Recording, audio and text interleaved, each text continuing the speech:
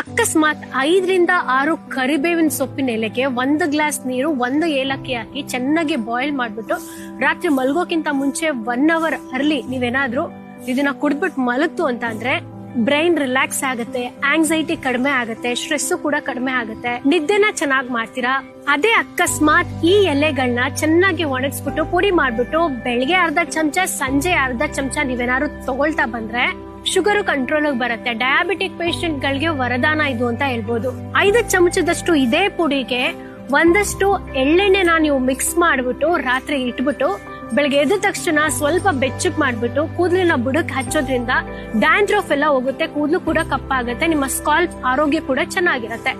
ಅದೇ ಈ 5-6 ಎಲೆನ ತುಪ್ಪ ಮತ್ತೆ ಹಿಂಗ್ ಹಾಕ್ಬಿಟ್ಟು ಚೆನ್ನಾಗಿ ಹುರಿದ್ಬಿಟ್ಟು 1 ಗ್ಲಾಸ್ ಮಜ್ಜಿಗೆ ಒಳಗಡೆ ಮಿಕ್ಸ್ ಮಾಡ್ಬಿಟ್ಟು ನೀವೇನಾದ್ರೂ ಕುಡಿತು ಅಂತಂದ್ರೆ ನಿಮ್ ಹೊಟ್ಟೆಲಿ ಡೈಜೆಸ್ಟಿವ್ ಪ್ರಾಬ್ಲಮ್ ಇದ್ರೆ ಅಥವಾ IBS ಸಮಸ್ಯೆ ಇತ್ತು ಅಂತಂದ್ರೆ ಅದು ಕೂಡ ಹೋಗುತ್ತೆ.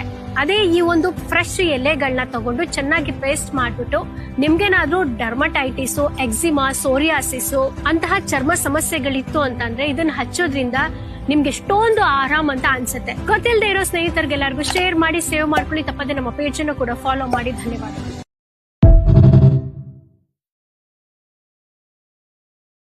Download ShareChat.